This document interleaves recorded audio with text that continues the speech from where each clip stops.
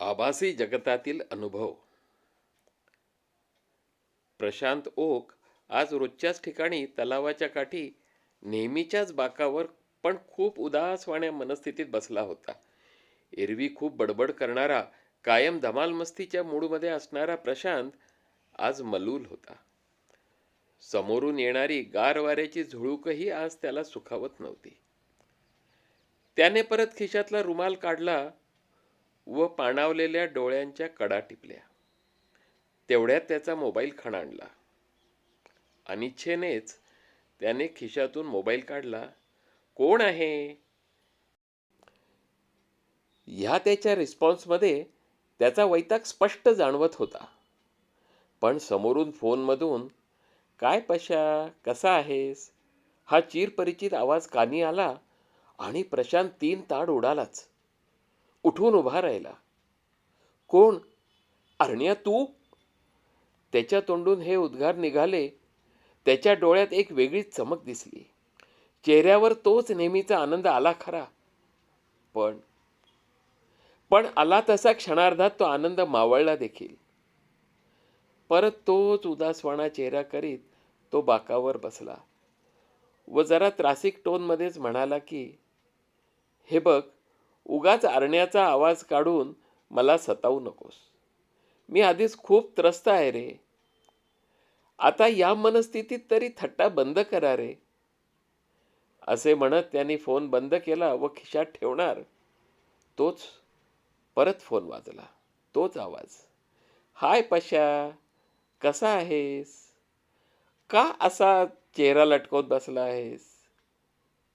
तितक्याच त्रासिक चेहऱ्यानी व अधिकच तुसड्या आवाजात प्रशांत म्हणाला की, मग काय नाचू इथे ह्या परिस्थितीत?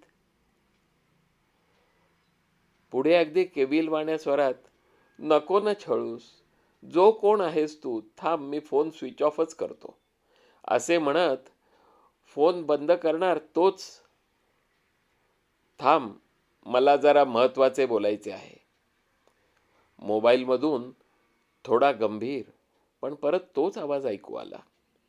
प्रशांतने मोबाईल कानाजवळ नेत ते बोलणे ऐकण्यासाठी सरसावला. अरे, मी खरंच अर्णव, तुझा अरण्याच बोलतोय. तुझी सुरुवातीला थोडी मस्करी केली, पण ते तुझा मूड नॉर्मल करण्यासाठी. त्याचे हे वाक्य तोडत प्रशांत आश्चर्य व्यक्त करीत म्हणाला की, अरे, पण कसे शक्य आहे? मी स्वतः माझ्या ह्याच हातांनी तुझे डेथ सर्टिफिकेट कॉर्पोरेशनमधून बनवून आणले आहे. आणि तू म्हणतोस की तू इथे माझ्यासमोर इथे असा उभा आहेस? परत हे वाक्य अर्धवट तोडत फोनमधून अर्णवचा आवाज ऐकू येऊ लागला. अरे खरंच, मी तुझ्या समोर उभा आहे. तुला मी दिसत नाही, पण तू मला स्पष्ट दिसतो आहेस. एरवी टिपटॉप असणारा तू आज घरातला थोडा चुरगाळलेला खादीचा झब्बा घातलायस व घरातलाच लेंगाही घातलायस, बरोबर ना? थोडे बुचकळ्यात पडल्याचे व थोडे भीतीचे संमिश्र भाव प्रशांतच्या चेहऱ्यावर स्पष्ट दिसू लागले होते. प्रशांत थोडा किंचाळतच उद्गारला की, म्हणजे म्हणजे तू अरण्याचं भूत आहेस? क्षणभर पॉज घेत अर्णव म्हणाला की, नाही, अगदी तसेच काही नाही. त्यापेक्षा तू मला स्पेशल प्रिव्हिलेज्ड आत्मा समज. अरे, तीच तर गंमत तुला सांगायची होती. प्रशांत नेहमीच्या टोनमध्ये बोलू लागला की, तुला न साल्यास सगळ्यातच गंमत सुचते. इथे मला जीव नकोसा झालाय आणि तुला गंमत काय सुचते आहे? बरं आहे तू मला दिसत नाहीस, नाहीतर ना तुझा जीव जाईस तोर तुला हाण हाण हाणला असता. घे बाबा, मेलेल्याचा परत जीव घे. हे म्हणत अर्णव क्षणभर थांबला व परत समजुतीच्या स्वरात सांगू लागला की, ए पशा, अरे जरा ऐक ना. काय धमाल आली म्हणून तुला सांगू. पण प्रशांतच्या अजून हे पचनी पडत नव्हते. तो परत म्हणालाच की साल्या तुला मरण्यातही धमाल दिसते. कुठल्या मातीचा बनला आहेस तू? देवच जाणे बाबा. आता मात्र अर्णव वैतागला व निर्वाणीच्या सुरात म्हणाला की आता तू ऐकतो आहेस का मी जाऊ? तसेही फक्त 2-4च दिवस ही सवलत मिळाली आहे. नंतर तू म्हणालास तरी येता येणार नाही रे मला. बरं बरं सांग आता, हा सगळा काय प्रकार आहे? म्हणत प्रशांत शांतपणे ऐकू लागला.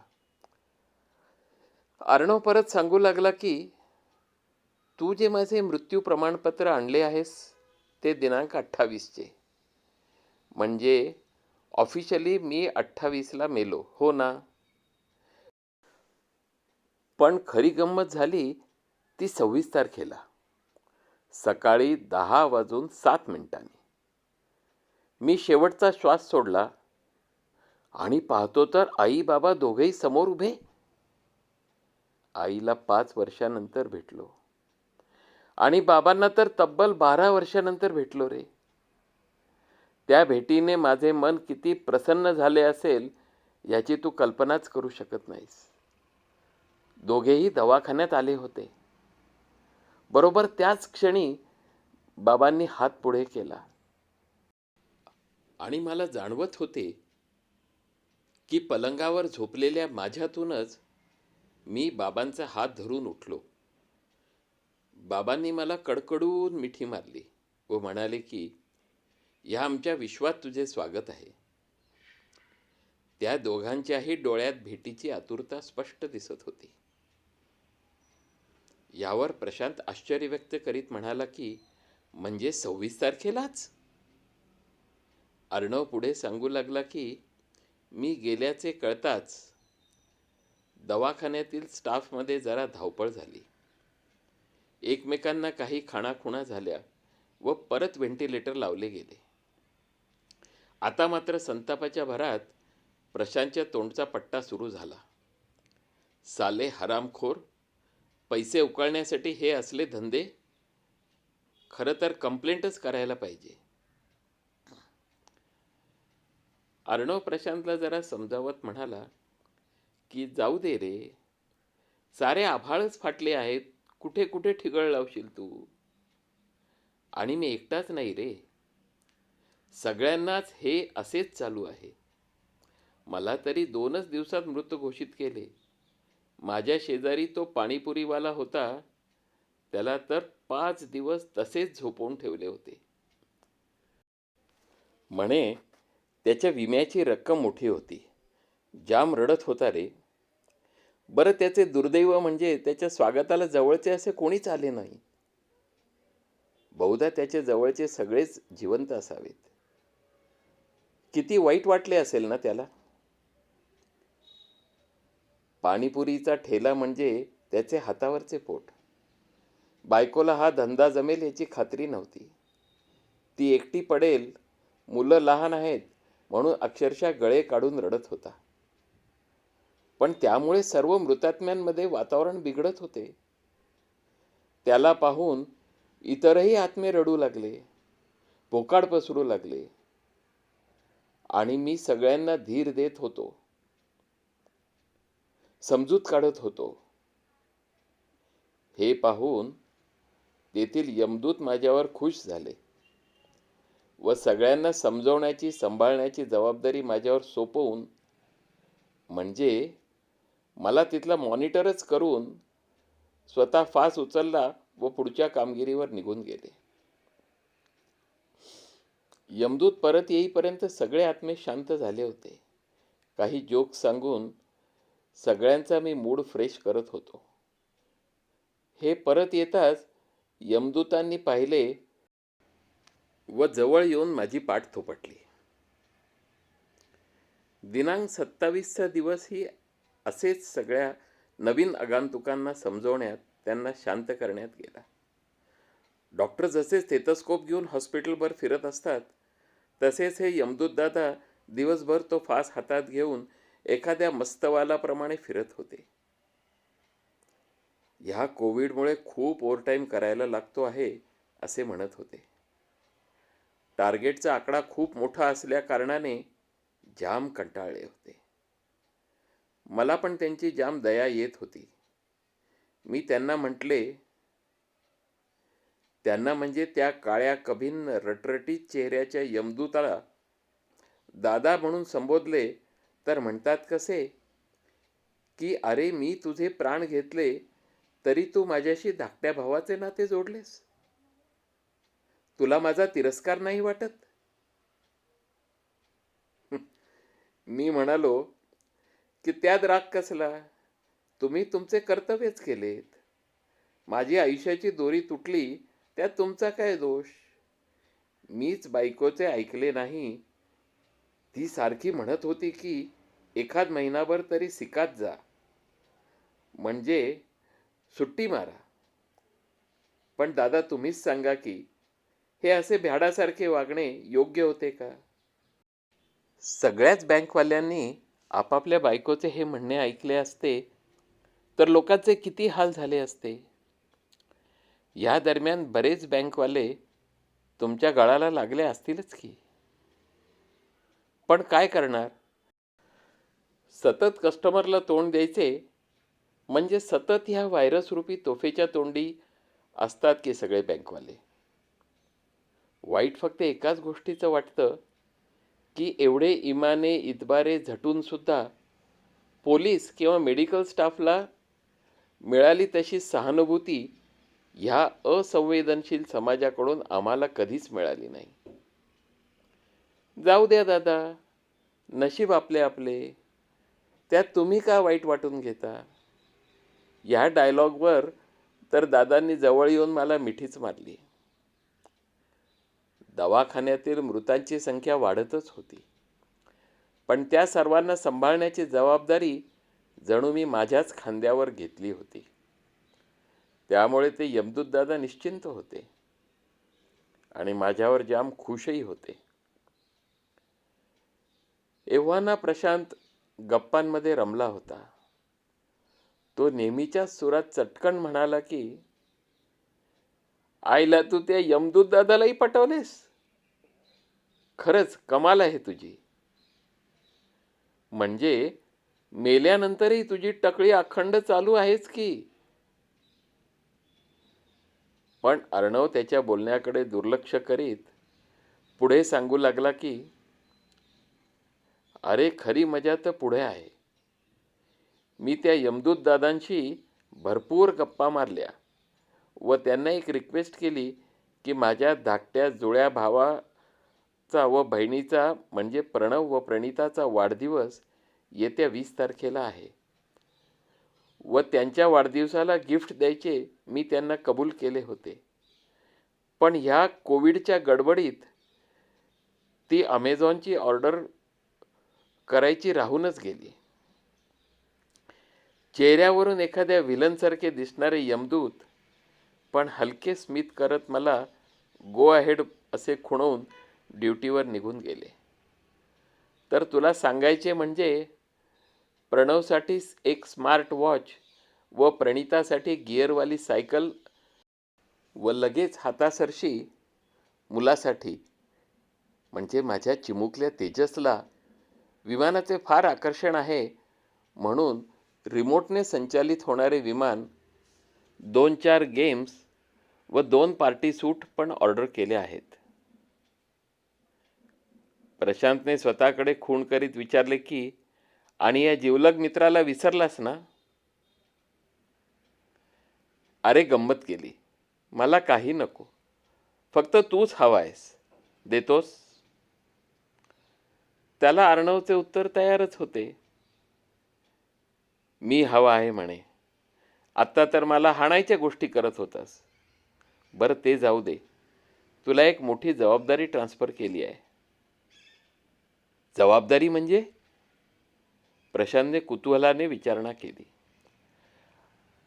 अर्णव जरा खाजगीतले बोलावे तसा बोलण्याचा पीच जरा कमी करत सांगू लागला की बायकोपासून लपवून ठेवलेल्या माझ्या एका खात्यातील सगळी रक्कम म्हणजे 13 लाख रुपये आपल्या जॉईंट खात्यात ट्रान्सफर केले आहेत. प्रणवच्या शिक्षणासाठी, प्रणिताच्या लग्नासाठी लागतीलच की. अरे माझी बायको साऱ्या मुलखाची चिंगूस,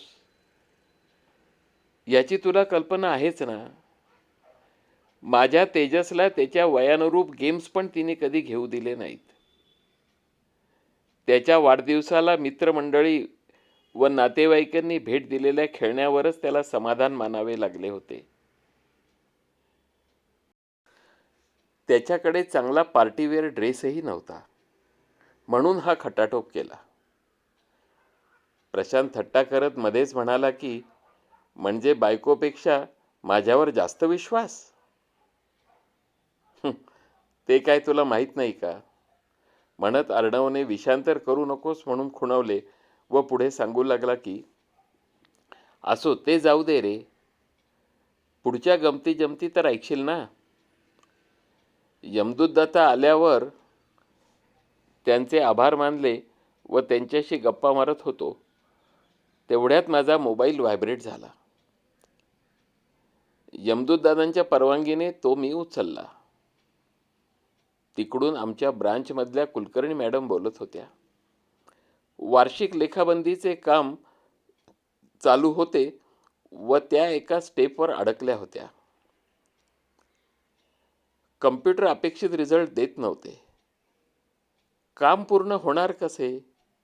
दुसऱ्या एक ऑफिसर जोशी मॅडम आहेत, पण त्या आधीच ओव्हरलोडेड होत्या व आमच्या मॅनेजरला तर फक्त हिडीस फिडीस करता येते. मी कुलकर्णी मॅडमला ते काम व त्याच्या स्टेप समजावून सांगितल्या. इतर कोणाच्या काही कामाच्या अडचणी होत्या त्याही दूर केल्या. हे सर्व ते यमदूतदादा बघत होते. मेल्यानंतरही हा माणूस इतका इंटरेस्ट घेऊन सर्वांना मदत करतो हे पाहून त्यांना माझे कौतुक वाटले. गप्पांच्या ओघात मी त्यांना सहज विचारले की, आमचे मॅनेजर खोसला साहेबांचे नाव आहे का हो तुमच्या यादीत? अर्थात ते ट्रेड सिक्रेट आहे असे जड आवाजात म्हणत त्यांनी उत्तर टाळले. मी त्यांना सांगितले की साहेब कसा सगळ्या स्टाफला छळतो ते स्वतः कधी कोणालाही मदत करत नाहीत. सदोदित सगळ्यांच्या अंगावर नुसता वसवस करत असतो. हां, पण रीटा मॅडमला मात्र कधी ओरडत नाही. उलट तिला नेहमीच सांभाळून घेतो. सगळा स्टाफ घरी गेल्यावर त्यांचे काय चालू असते देवच जाणे. तो रोज रीटा मॅडमला घेऊन घरी नेऊन सोडतो. मी यमदूत दादांना विचारले की, उद्या बँकेत जायचे का आपण? तुम्हाला सगळे प्रत्यक्षच बघता येईल ना. बरं पाहू, असे त्यांनी मोघम उत्तर दिले. दुसऱ्या दिवशी मजा झाली. 28ला सकाळीच आय एम सॉरी म्हणत डॉक्टरांनी तुझ्याच समोर मला मृत घोषित केले व माझी रवानगी मर्च्युरीमध्ये करण्यात आली. तिथे तर म्हणजे खूपच माझ्यासारख्या पॉलिथिनमध्ये गुंडाळलेल्या बऱ्याच बॉडीज पडल्या होत्या. मृतात्म्यांचं रडणं भेकणं तिथेही सुरूच होते. मी लगेच मोर्चा सांभाळला. यमदूत दादांचा वावर तिथे जरा जास्तच होता. त्यांच्याशी देखील गप्पा चालूच होत्या. हे पाहून इतर मृतात्म्यांमध्ये माझा वट वाढत होता. त्याच संध्याकाळी चुकून माझ्या खिशात राहिलेला माझा मोबाईल परत व्हायब्रेट झाला. दादांनी हसून संमती देताच मी फोन उचलला. फोन ब्रांचमधूनच होता. आमच्या कुलकर्णी मॅडमचा आवाज मी लगेचच ओळखला होता. त्यांना अपेक्षित होते की माझा फोन घरी असेल व बायको उचलेल व तिच्याशी जरा सांत्वनाप्रद 2 शब्द बोलता येतील. पण फोन मीच उचलला व नेहमीच्या स्टाईलमध्ये मी म्हणालो की, बोला कुलकर्णी मॅडम, मी अर्णव बोलतोय. हे ऐकून त्या गोंधळल्या व अक्षरशः त्यांची बोबडीच वळली. मी त्यांना धीर दिला व सांगितले की तुम्ही ऐकलेली माझी बातमी खरी आहे. हे सांगताच त्या भूत भूत म्हणत मटकन खालीच बसल्या. ब्रांचमध्ये एकच गोंधळ उडाला. सगळा स्टाफ घाबराघुबरा झाला होता. बाहेर हॉलमध्ये चालू असलेला हा गोंधळ ऐकून खोसलासाहेब त्यांच्या केबिनमधून बाहेर आले व त्यांच्या भसाड्या आवाजात, हे भूत बीत काही नसते, चला कामं करा, म्हणून खेकसले. हे ऐकून माझ्या खोडकर डोळ्यातील आलेली एक वेगळीच चमक आमच्या यमदूत दादांनी टिपली. थोडे स्मित करत माझ्या मनात चाललेल्या विचाराला दुजोरा देत हातानेच खुणा करीत परवानगी दिली. माझ्या मनात जरा गंमत करण्याचा विचार होता. त्याच संध्याकाळी मी ब्रांचमध्ये हजर झालो. सगळा स्टाफ घरी निघण्याच्या तयारीत होता. आज शिरतानाच खोसला साहेबांशी फोनवर बोललो की मी अर्णवचे भूत बोलतोय. पण त्यांनी हे थट्टेवारीच घेतले. तरी त्यांना मी तुमच्या केबिनमध्ये येऊ शकतो का म्हणून विचारले व मुद्दाम केबिनचे दार ढकलून आत शिरलो. त्यांच्या समोरची खुर्ची मागे खेचली व त्यावर बसलो. दार उघडले गेले, परत बंद झाले, पण आत कोणी आल्याचे दिसले नाही. खुर्ची मागे ओढली गेली, सीट दबली, पण कोणी बसल्याचे दिसले नाही. हे सर्व पाहून खोसलासाहेब जरा घाबरलेच, पण तसे न दर्शवता काम करत असल्याचे भासवू लागले. मी त्यांच्या टेबलवरचा पाण्याचा ग्लास उचलून तोंडाला लावला. ग्लास उचलला गेल्याचे त्यांना दिसले व हळूहळू त्या ग्लासातील पाणी कमी होताना पाहून मात्र त्यांची घाबरगुंडीच उडाली. क्षणाचाही विलंब न करता त्यांनी बेल वाजून शिपायाला बोलवले. तेवढ्यात मी केबिनचे दार न उघडताच बाहेर पडलो. शिपायाने केबिनमध्ये जाऊन खुर्चीवर हात फिरवून व ग्लास उचलून दाखवत इथे कोणीच नाही म्हणून सांगितले. तसा तो शिपाई जरा आगाऊच. बाहेर जाता जाता साहेबांना म्हणाला की मगाशी अर्णव सरांच्या भूताची वार्ता ऐकून तुम्ही घाबरला असाल व तुम्हाला हा भास झाला असणार. अर्णव पुढे सांगू लागला की एव्हाना त्या शिपायासह सगळा स्टाफ घरी निघून गेला होता. आता ब्रांचमध्ये फक्त रीटा मॅडम व अत्यंत भयभीत झालेले खोसलासाहेब होते. वॉचमनला शटर खाली करून नेहमीप्रमाणेच बाहेर थांबायला सांगितले होते. साहेबांना त्यांच्या केबिनमध्ये भीती वाटत होती म्हणून की काय, ते सरळ स्ट्रॉंग रूममध्ये जाऊन बसले. हे पाहून रीटा मॅडम देखील आत गेल्या व साहेबांना जवळ घेऊन समजावू लागल्या. साहेबही त्या परिस्थितीचा फायदा घेत घाबरल्याचे सोंग आणीत तिच्या कुशीत डोके ठेवून तसेच बसून राहिले.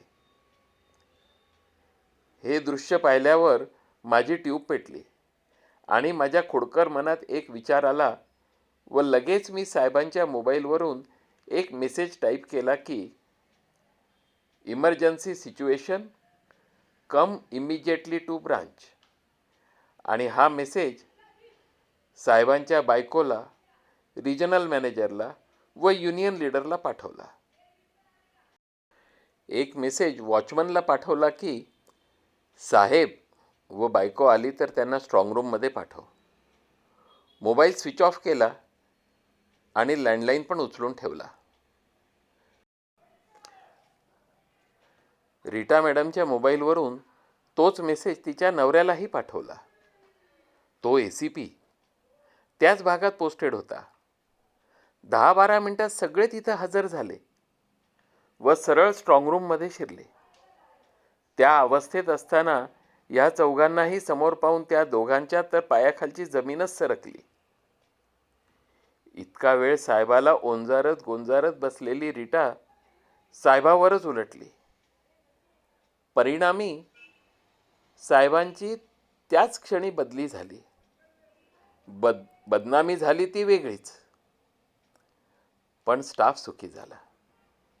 मी लगेचच मर्च्युरी गाठली. यमदूत दादा माझ्याकडे पाहून हसले व म्हणाले की काय झाले ना मनासारखे.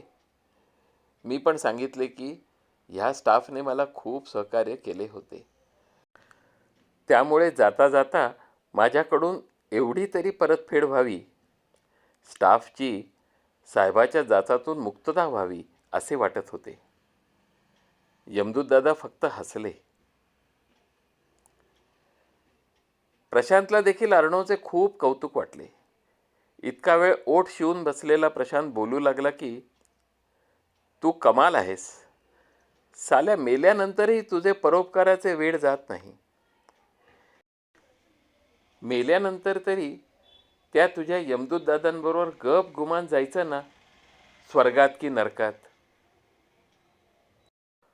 थोडा पॉज घेऊन, तू कुठल्या स्वर्गात जाणार म्हणा. इतक्या खोड्या केल्या आहेस की तू नक्की नरकातच जाणार. अर्णवने त्याचे वाक्य तोडीत म्हणाला की, नरकात नक्कीच नाही, स्वर्गातच पक्का जाणार.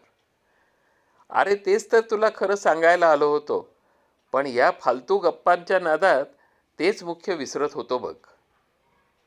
आईबाबांबरोबर एक अप्सरा देखील आली होती दवाखान्याच्या ICU वॉर्डमध्ये मला रिसीव्ह करायला.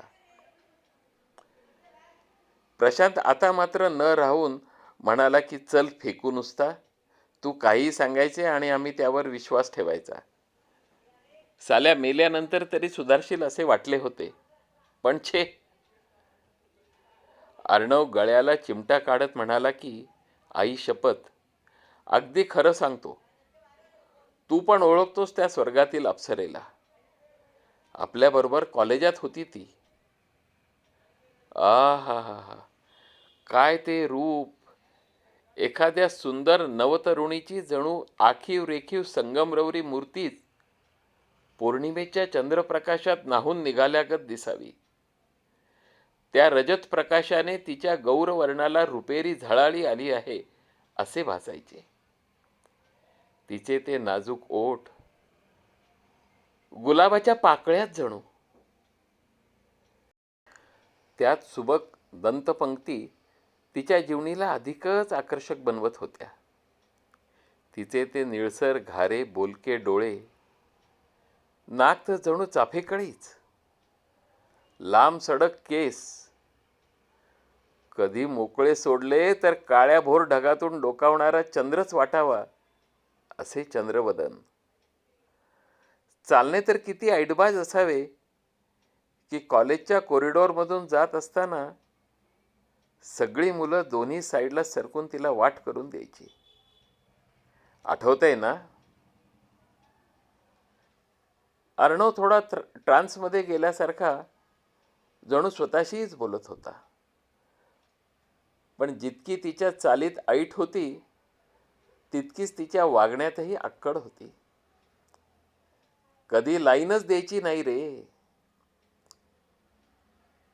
तिची ती लाल रंगाची स्कूटर आठवतीये का? काय वेग होता त्या स्कूटरला. तर कधी नेव्ही ब्लू होंडा सिटीतून यायची. जमिनीपासून 4 बोटं वरच चालायची. माझ्याबरोबर कॉलेजच्या एका नाटकात हिरोईन होती, पण जराही लिफ्ट द्यायची नाही रे. नाटकातली ती साखरपेरी वाक्य, ती लाघवयुक्त लगट, पण स्टेजवरून खाली उतरली की ओळख सुद्धा द्यायची नाही. आठवली का? अरे आपली कांचन रे, कांचन कुंचमवार. अशी जवळून पास झाली की सारं वातावरण सुगंधी करून जायची ना ती. माझ्याप्रमाणे तूही कधी कधी लाईन मारायचास की. थोडा पॉज घेत अर्णव पुढे सांगू लागला की, तर बघ, त्या जुन्या आठवणीत इतका रमलो होतो की मूळ मुद्दाच विसरलो. अरे 26 तारखेला आईबाबांच्या बरोबर तीही आली होती मला रिसीव्ह करायला. अर्णव म्हणून तिने हाक मारताच तिच्या आवाजातील माधुर्याने कानात अमृताचे 4 थेंब ओतल्यासारखे जाणवले. तेच ते गोड स्मित, हाक मारताना लाजून डोळ्याच्या कोपऱ्यातून हळूच तिचे ते बघणे. साला जीव घायाळ झाला रे. नजर चोरत आलेले तिचे ते वाक्य. किती वाट पाहायला लावलीस रे. मेलेलो असतानाही तिच्या या वाक्याने तर परत जीवच घेतला. तिने पुढे जे सांगितले ते तुला कळले तर तुझा चक्क धूरच निघेल. साल्या जळून खाक होशील. ती म्हणाली की तुझी कॉलेजपासूनची इच्छा होती ती आता मी पूर्ण करणार आहे. मला तुझ्याशी लग्न करायचे आहे. मी क्षणभर गोंधळलो, पण खरंच सांगतो, तिच्या या लग्नाच्या प्रस्तावाने मोहरलो सुद्धा. वाईट फक्त एकाच गोष्टीचं वाटतं की माझ्या या लग्न सोहळ्याच्या प्रसंगी तुला सहभागी होता येणार नाही. कारण अजून बरीच वर्ष तुला त्या विश्वात प्रवेश नाही. इतका वेळ गप्प बसलेल्या प्रशांतने शंका काढत विचारले की अरे पण तिचे तर त्या माजुरड्या शेखरशी लग्न झाले होते ना. अर्णवला तर पुढे सांगण्याची इतकी घाई झाली होती की प्रशांतचा प्रश्न पूर्ण होतो न होतो तोच त्याने सांगायला सुरुवात केली की अरे ते त्या जन्मीचे. त्यानंतर तिचा अपघाती मृत्यू नाही का झाला. प्रशांत आपला राग व्यक्त करीत म्हणाला, अपघात कसला. सगळे म्हणतात की त्या शेखरनेच संपवले तिला. प्रशांतचे अर्धवट वाक्य तोडत अर्णव शांतपणे म्हणाला की मी पण तिला तेच विचारले. तर ती म्हणाली की त्या कटू स्मृती मी तिथेच भूतलावरच विसरून आले आहे. एक मोठा सुस्कारा सोडत कांचन जरा जवळ येत म्हणाली, तेव्हा पण तुझी इच्छा मला समजत होती. पण तेव्हा तुझ्या मनाचा व विचारांच्या श्रीमंतीला किंमत न देता मी शेखरच्या ऐश्वर्याला भुलले.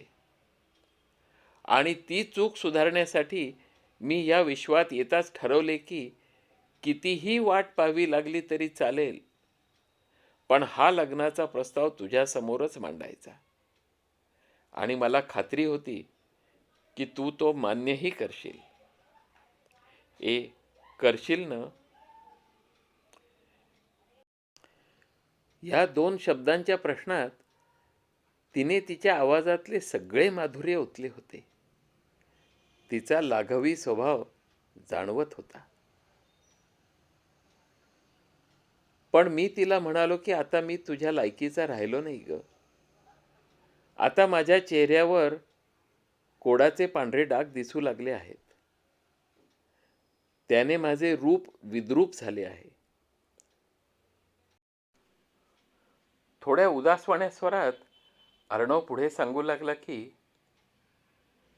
पशा, तुला पण कधी सांगितले नव्हते ते मी तिला सांगितले की हे डाग दिसू लागल्यापासून माझी बायको एकांताच्या क्षणी दिवे मालवून टाकायची. बहुधा माझा कुरूप होत चाललेला चेहरा तिला बघवत नसावा. ही विद्रूपता पुढच्या पिढीत येईल ह्या भीतीने तिने दुसरा चान्सही घ्यायचा नाही म्हणून ठरवले होते.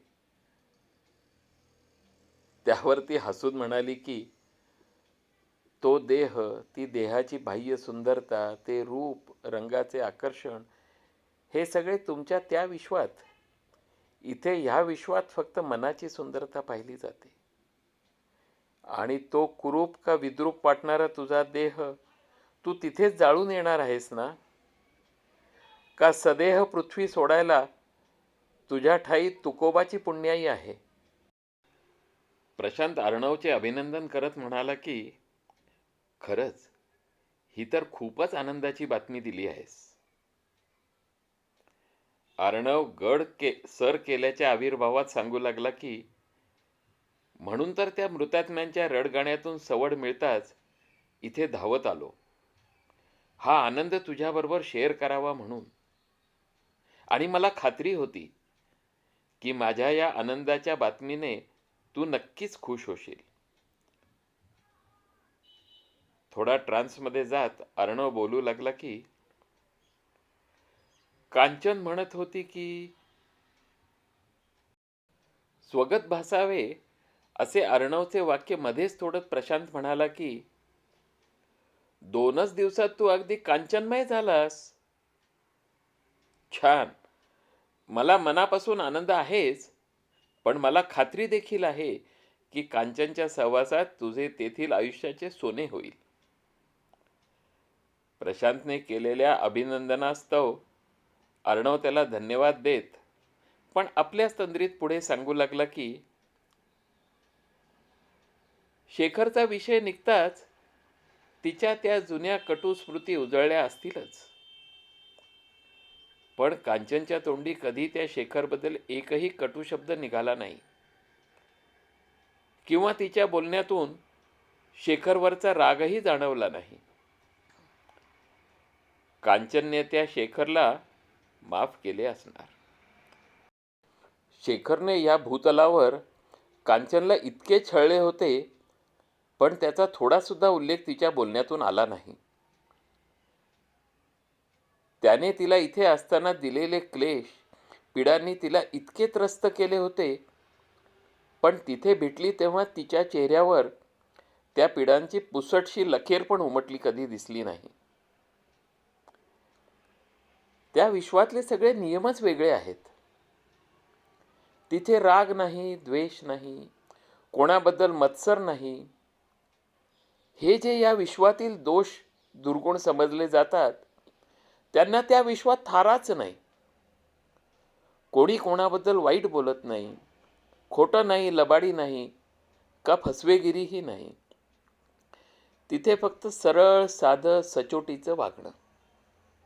आत बाहेर वेगळं असं काहीच नाही. सगळेजण एकमेकांशी अगदी आपुलकीने वागतात. शक्य ती सर्व मदतही करतात. अर्णव शून्यात नजर रोखून बोलत होता. मग माझ्यापुढे प्रश्न असा येतो की पशा, इथे बहुतेकांच्या वागण्यात खोटेपणा, लबाडी डोकावतेच. मनातल्या विचारांची आणि वाणीची तफावत जाणवतेच.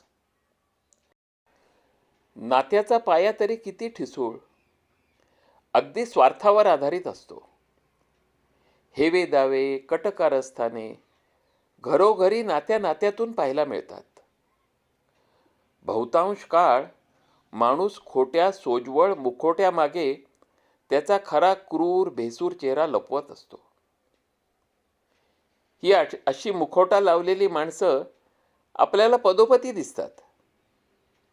आणि तरी सुद्धा पशा, हे विश्व वास्तव, हे खरं. आणि मी 2च दिवसात इतका प्रभावित झालो, ते आमचं जग खोटं, की जिथे लुच्चेगिरी नाही, खोटं नाटं नाही, जिथे सर्वत्र सहकार आणि सदाचार आहे, आपसात फक्त निखळ प्रेमाचे बंध आहेत, त्या विश्वाला आपण आभासी विश्व म्हणतो. ह्यात काहीतरी गफलत आहे नक्कीच. वास्तव कुठले आणि आभासी काय, हा तुम्हा माणसांच्या व्याख्या मनाला पटतच नाहीत. अर्णव बोलायचा थांबला, पण नजर अजून दूर क्षितिजा पलीकडे स्थिरावलेली दिसत होती. त्याचे शब्द त्या शांत वातावरणात विरून गेले खरे, पण जाता जाता प्रशांतच्या मनात त्या विचारांचे वादळ उठवून गेले. बराच वेळ असलेली ही शांतता मोडत अत्यंत जड अंतःकरणाने अर्ण्याने पशाचा निरोप घेतला. बहुधा या विश्वात तरी त्याची परत भेट होणार नव्हती. प्रशांतचा फोन बंद झाला होता, पण तो त्यानंतरही त्या बंद फोनकडे तो कितीतरी वेळ नुसताच बघत बसला होता.